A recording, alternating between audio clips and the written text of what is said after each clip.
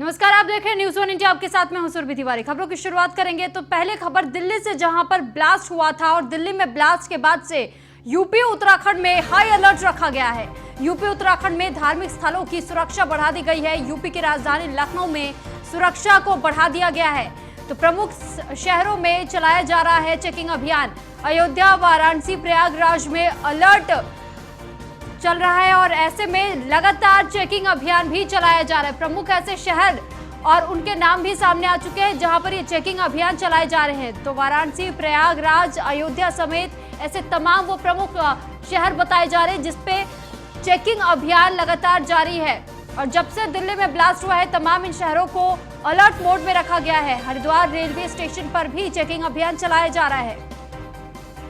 दरअसल दिल्ली में इजरायली दूतावास के महज कुछ ही दूरी पर यह ब्लास्ट हुआ था। आईडी ब्लास्ट बताया जा रहा था। इसकी तीव्रता कम थी, लेकिन जब से ये ब्लास्ट की खबर सामने आई तब से ही ये जो तमाम जो प्रमुख शहर बताए जा रहे हैं वहां पर भी अब अलर्ट की घोषणा कर दी गई है।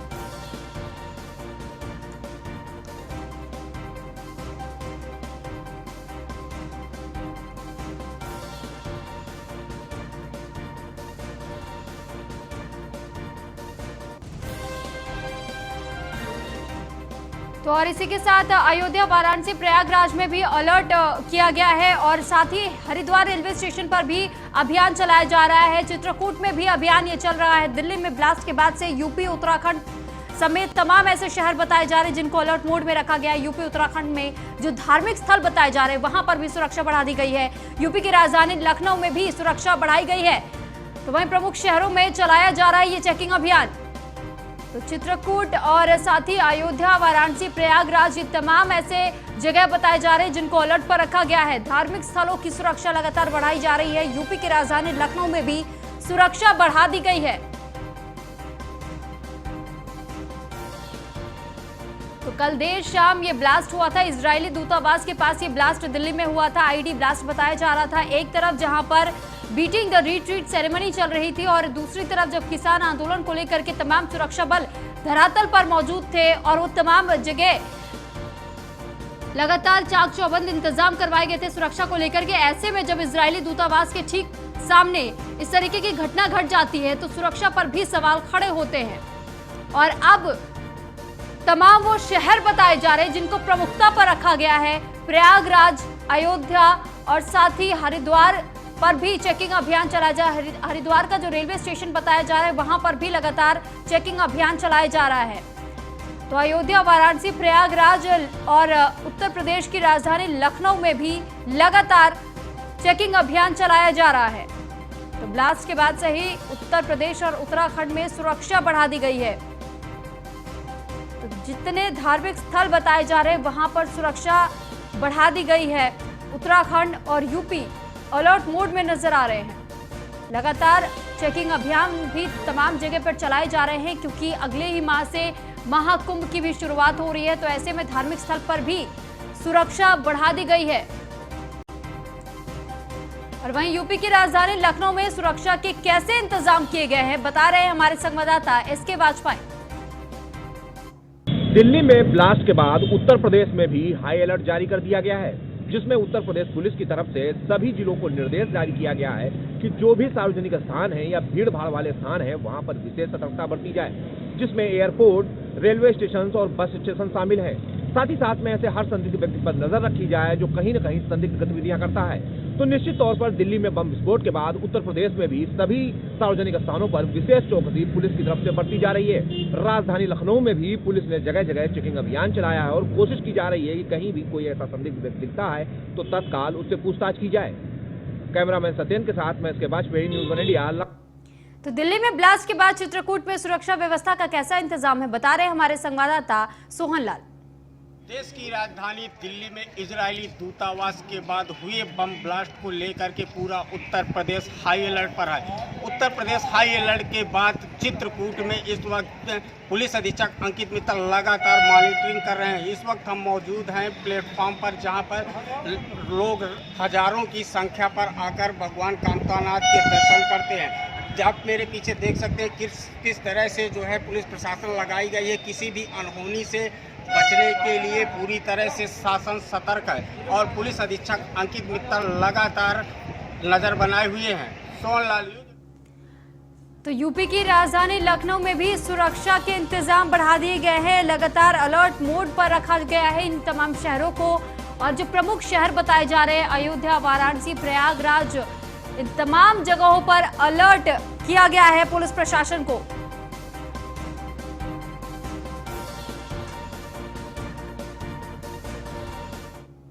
तो हरिद्वार की सुरक्षा कैसी है बता रहे हमारे संवाददाता सुमित सैनी।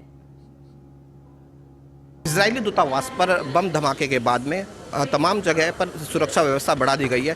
अयोध्या के साथ हरिद्वार में भी हाई अलर्ट पे रखा गया हरिद्वार को भी, क्योंकि हरिद्वार में महाकुंभ को देखते हुए ये व्यवस्थाएं बनाई गई हैं। क्योंकि यहाँ पर हम इस समय हरिद्वार रेलवे स्टेशन पे हैं, क्योंकि कुंभ का आयोजन होना है, तो यहाँ पर श्रद्धालुओं की संख्या लगातार बढ़ रही है, क्योंकि मकर संक्रांति के स्नान के बाद लगातार श्रद्धालु बढ़ रहे हैं। आप देख सकते हैं रेलवे स्टेशन पर किस तरह से सुरक्षा चाक चौबंद कर दी गई है। यहाँ पर डॉग स्क्वाड से लेकर तमाम जो व्यवस्था है कि यहाँ पर पुलिस प्रबंधन के द्वारा यहाँ पर तमाम जो लोगों को चेक किया जा रहा है पूरी तरह से, क्योंकि कहीं ना कहीं इस अंदेशे को देखते हुए, क्योंकि यहाँ पर क्योंकि हाई अलर्ट पे है हरिद्वार में हाई अलर्ट के चलते यहाँ पर पूरी व्यवस्था बनाई गई है। और यहाँ आप देख सकते हैं किस तरह से डॉग स्क्वाड से लेकर पुलिस की पूरी व्यवस्था है, क्योंकि हरिद्वार में बहुत बड़ा महाकुंभ होने जा रहा है। तो इस कुंभ के चलते कुंभ को लेकर भी हरिद्वार को हाई अलर्ट पर रखा गया है। और यहाँ हरिद्वार रेलवे स्टेशन पर हज़ारों की तादाद में लोग यहाँ पर हरिद्वार में पहुँचते हैं, और कुंभ में लाखों की तादाद में लोग यहाँ पर पहुँचेंगे। तो इसी के चलते हाई अलर्ट की तरह पूरी सुरक्षा व्यवस्था को बना लिया गया। कैमरा पर्सन के साथ सुमित सैनी, न्यूज़ 1 इंडिया, हरिद्वार। तो अयोध्या, वाराणसी, प्रयागराज में अलर्ट का माहौल है, और ऐसे में हरिद्वार रेलवे स्टेशन पर भी चेकिंग अभियान लगातार चलाया जा रहा है। और जिस तरीके से दिल्ली में जो घटना घटी, इसके बाद से ही ये तमाम जो प्रमुख शहर बताए जा रहे हैं वहां पर सुरक्षा बढ़ा दी गई है। यूपी, उत्तराखंड में लगातार सुरक्षा बढ़ाई जा रही है। यूपी की राजधानी लखनऊ में भी सुरक्षा बढ़ाने का काम किया गया है। अगले माह से महाकुंभ का आयोजन होना है, और इसी वजह से कुंभ मेले को देखते हुए भी उत्तराखंड में भी, और हरिद्वार जो बताया जा रहा है, हरिद्वार पर जो रेलवे स्टेशन है, हरिद्वार में रेलवे स्टेशन पर भी लगातार चेकिंग अभियान चलाया जा रहा है। और उत्तर प्रदेश के तमाम वो शहर बताए जा रहे हैं, जैसे प्रयागराज और अयोध्या या वाराणसी की बात करें तो ये तमाम धार्मिक स्थल जिनको बेहद अहम माना जाता है भारत में, तो ऐसे में वहां भी सुरक्षा को बढ़ा दिया गया है। क्योंकि इजरायली दूतावास दिल्ली में ये जब ब्लास्ट हुआ था, इजरायली दूतावास के ठीक पास में, उसके बाद से ही कल देर शाम को ये ब्लास्ट हुआ था, उसके बाद से ही तमाम सुरक्षा एजेंसियां मुस्तैदी के साथ काम कर रही है। लगातार ये पता लगाने की कोशिश की जा रही है कि आखिर इस घटना को अंजाम देने के पीछे का कारण क्या था।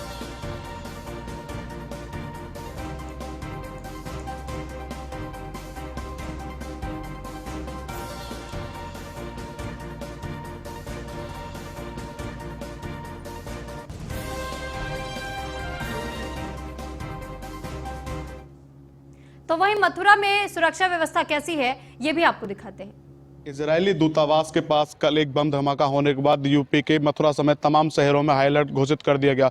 हाई अलर्ट के चलते आज मथुरा में इस समय मैं मौजूद हूं, मथुरा छावनी परिसर पर, और छावनी परिसर पर आप तस्वीरों में देख सकते हैं कि किस तरीके से सुरक्षा व्यवस्था का प्रॉपर तरीके से सुरक्षा व्यवस्था यहाँ मुहैया कराई गई है। चप्पे चप्पे पर नज़र बनाई जा रही है।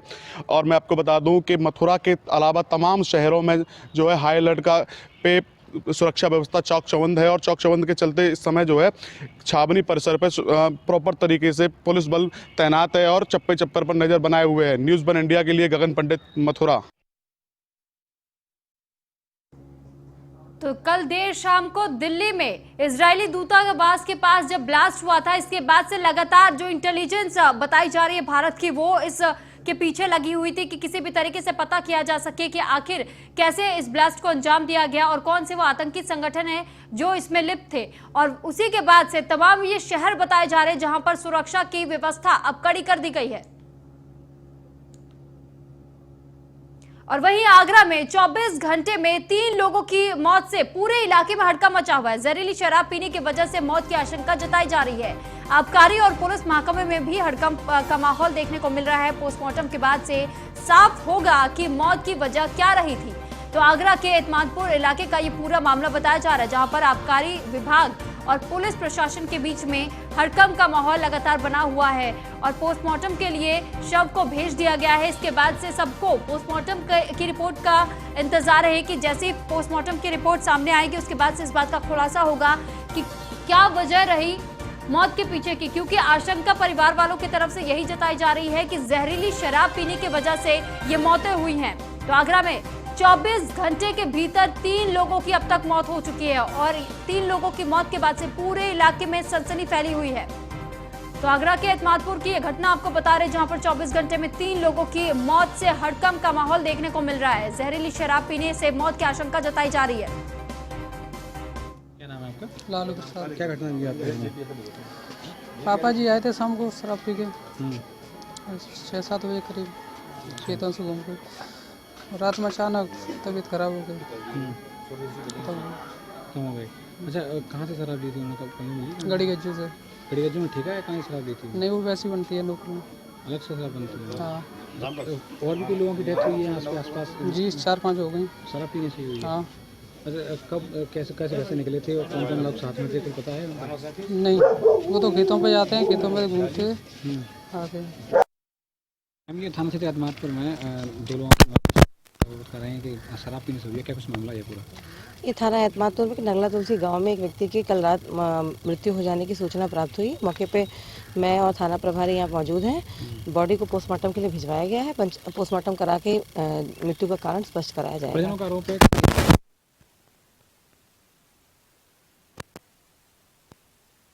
भी शिकायत की जा रही है, उसको जांच करवा के कार्रवाई कराएं। कल कोई तहरीर अखबार गांव से ही पहुंची थी कि उसकी डेथ शराब पीने से हुई है, उस पर भी कार्रवाई?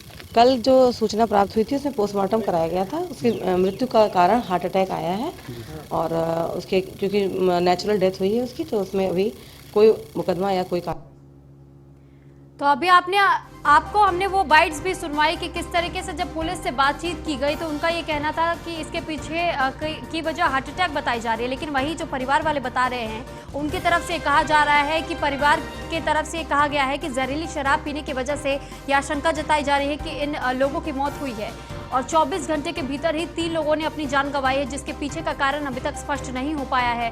पोस्टमार्टम रिपोर्ट का इंतजार हर किसी को है, क्योंकि ये तीनों शव को पोस्टमार्टम के लिए भेज दिया गया। पोस्टमार्टम रिपोर्ट आने का इंतजार है।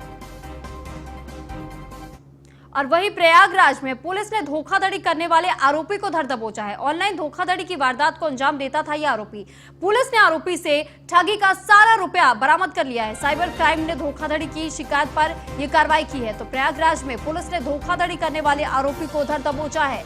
ऑनलाइन धोखाधड़ी का ये पूरा मामला बताया जा रहा था। लंबे समय से आरोपी ऑनलाइन धोखाधड़ी जैसी वारदातों को अंजाम दे रहा था। पुलिस ने आरोपी से ठगे हुए सारे रुपए बरामद कर लिए हैं। तो साइबर क्राइम ने धोखाधड़ी की शिकायत पर कार्रवाई की है और साइबर क्राइम के कार्रवाई के बाद से इस आरोपी को पकड़ लिया गया है। ऑनलाइन तरीके से लोगों को ठगने का काम करता था ये आरोपी।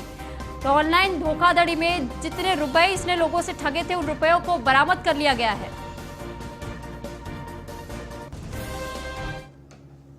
15 जनवरी को 9,95,000 रुपये रिटर्न कर दिए। 95,000 रुपये केवल रिटर्न कर दिए थे सर। और बाकी के पैसे सर मैं रखना चाहता था सर अपनी पढ़ाई के लिए सर, उसे नहीं देना चाहते। मैं भी फिर हमें बार बार कॉल करके मांगा सर, तो मैं नहीं किया सर। कितने पैसे ट्रांसफ़र किए थे सर? 3,63,000। व्यक्ति पकड़ा गया है जो जौनपुर का है। ये जो हमारी गे वेबसाइट्स हैं प्लैनेट रोमियो, उसके माध्यम से ये लोगों से संपर्क करते हैं और ऐसे लोगों से संपर्क करते हैं जो या तो जो शादीशुदा है लेकिन तलाक हो गया है जिनका अपने परिवार से, अपनी पत्नी से, या ऐसे लोग हैं जो शादीशुदा नहीं है और ये वेबसाइट के थ्रू एक दूसरे से संपर्क में आते हैं और फिर चीटिंग करके उनका पैसा लेकर के या उनका जो डेबिट कार्ड है, क्रेडिट कार्ड लेकर के, उनके फ़ोन का सिम लेकर के और फिर अपने अकाउंट्स में उनका पैसा ट्रांसफ़र करते हैं। तो ये एक नया केस है जिसमें एक लड़का है जौनपुर का, रजनीश यादव, जिसने कि यहाँ पर वेबसाइट के थ्रू अपने को एक मित्र बनाया, उनके परिवार में गया, 2 दिन रहा उनके साथ और इसी बीच में उनका एक सिम लेकर के और उनका जो कार्ड था, क्रेडिट कार्ड, उसका डिटेल ले लिया और फिर उसने अपना UPI जनरेट किया और उनके अकाउंट में जो पैसा था 3,63,000 वो ट्रांसफर। खबर अयोध्या से है, जहां पर अयोध्या में युवक को गोली मार दी गई है।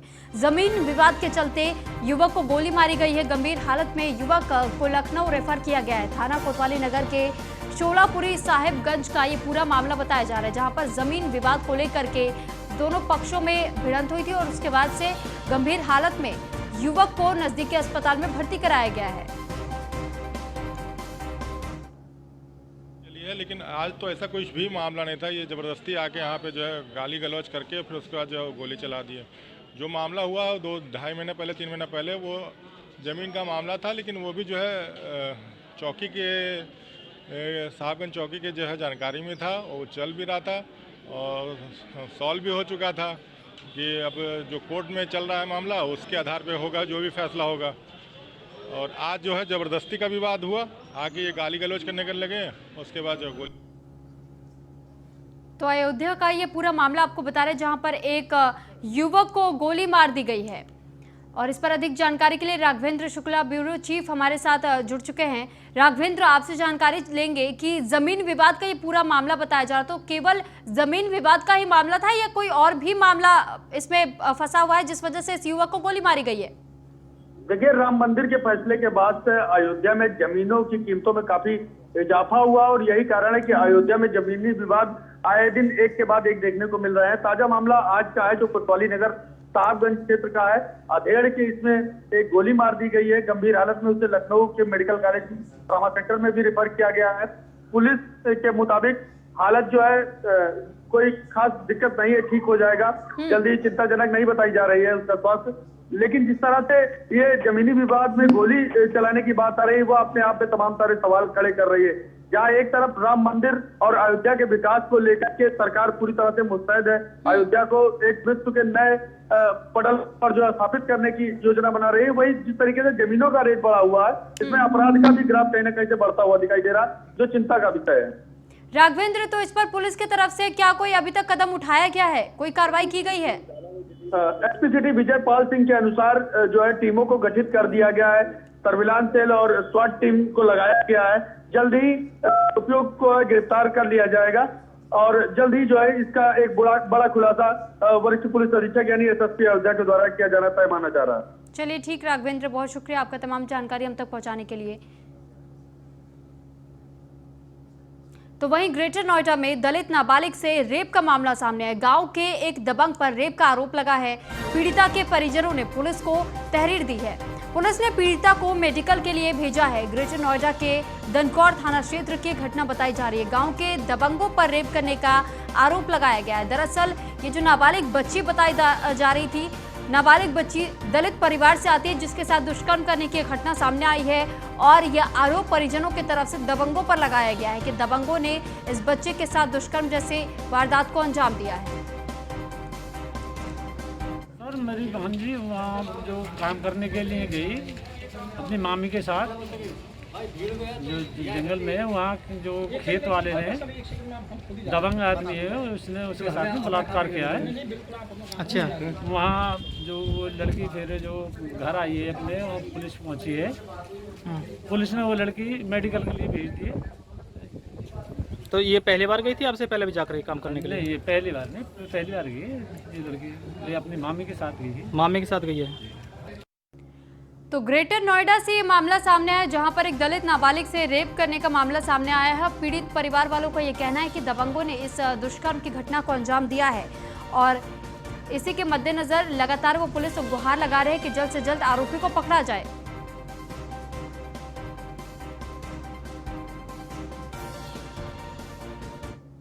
प्रयागराज से खबर है जहां पर अतीक अहमद के करीबी पर पीटीए की कार्रवाई देखने को मिली है। लुकमान नाटेग और साबू पर कार्रवाई की गई है। तो अवैध निर्माण पर बुलडोजर चलाने का काम यहां किया गया है। कसारी में 60 फीट रोड पर बना है ये मकान, दोनों पर दर्ज है कई मुकदमे।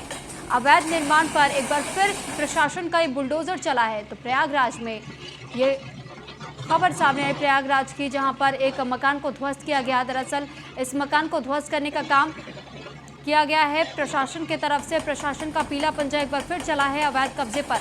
तो अवैध निर्माण पर बुलडोजर चलाकर इस मकान को ध्वस्त कर दिया गया। पीटीए की कार्रवाई बताई जा रही है। तो पीटीए की कार्रवाई, लुकमान नाटे और साबू पर यह कार्रवाई की गई। अवैध निर्माण पर प्रशासन का बुलडोजर चला है। कसारी में 60 फीट रोड पर बना है ये मकान, जिसको ध्वस्त करने का काम प्रशासन की तरफ से करवाया गया। दोनों पर ही कई मुकदमे इससे पहले से भी दर्ज बताए जा रहे हैं। तो लगातार सीएम योगी के निशाने पर तमाम हिस्ट्री शीटर्स है और ऐसे में लगातार जो उनकी तरफ से अवैध निर्माण अब तक करवाए गए हैं उनको ध्वस्त करने का काम तेजी से किया जा रहा है।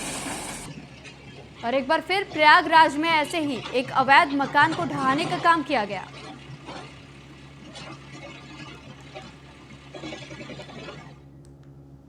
तो वहीं प्रतापगढ़ में पुरानी रंजिश में जमकर मारपीट का मामला सामने आया है। दबंगों ने पिता और पुत्र समेत 3 लोगों को बुरी तरीके से पीटा है। गंभीर हालत और घायलों को गंभीर हालत में नजदीकी अस्पताल में भर्ती कराया गया है। पीड़ित के तहरीर पर मामले की जांच में पुलिस जुटी हुई है। तो दबंगों पर यह आरोप है कि बुरी तरीके से पिता और पुत्र को पीटा गया है, जिसके बाद से दोनों को ही इलाज के लिए नजदीकी अस्पताल में भर्ती कराया गया। प्रतापगढ़ की खबर, जहां पुरानी रंजिश में जमकर मारपीट की गई है। दबंगों ने पिता और बेटे समेत 3 लोगों को बुरी तरीके से पीटा है। गंभीर हालत में दोनों ही मरीजों को नजदीकी अस्पताल में भर्ती कराया गया है। तो पिता और बेटे की हालत बेहद खराब स्थिति में थी, जिस वजह से उनको नजदीकी अस्पताल में भर्ती कराया गया है ताकि उनका इलाज किया जा सके। तो प्रतापगढ़ की खबर आपको बता रहे, जहां पर पुरानी रंजिश का मामला बताया जा रहा था, जिस वजह से 2 पक्ष आपस में भिड़ गए। तो फिलहाल इस बुलेटिन में इतना ही। आप बने रहिए न्यूज़ 1 इंडिया के साथ। नमस्कार।